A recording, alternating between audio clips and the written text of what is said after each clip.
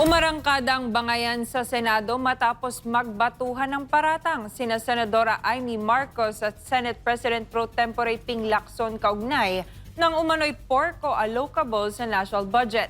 Ang dating teknikal na usapin sa bicameral conference ay nauwi sa personalang sagutan. Sino nga ba ang may moral na karapatang manita? Si Troy Gomez sa report.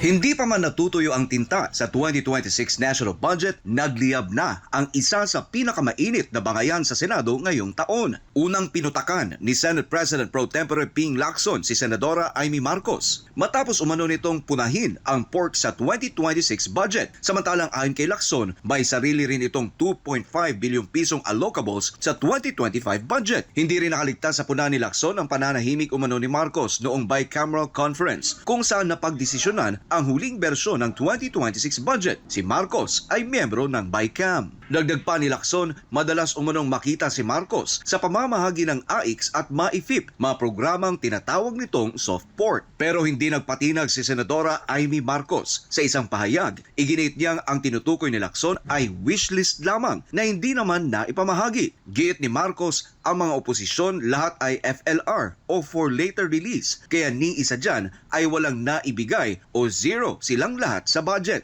Dagdag pa ni Marcos na hindi siya dapat sisihin sa mga allocables ng administrasyon. Pinaringgan pa niyang si Lacson ay abogada ng Malacanang. Hindi rin pinalampas ni Lacson ang patutsyada. Sagot niya, hindi raw niya babawiin ang kanyang posisyon. Bukod sa issue ng pork, nadamay pa ang Blue Ribbon Committee na pinamumunuan ni Lacson na inakusahan ni Marcos na umano'y nililimitahan ang investigasyon sa kontrobersyal na flood control projects, paratang na mariing itinanggi ni Lacson. Habang nagpapatuloy ang investigasyon sa budget at flood control scandal, malinaw na ang sagutan ni Marcos at Lacson ay hindi na lang tungkol sa numero, kundi tungkol sa moral ascendancy sa politika. Para sa Diyos at sa Pilipinas kung mahal, Troy Gomez nag-uulat, SMNI News.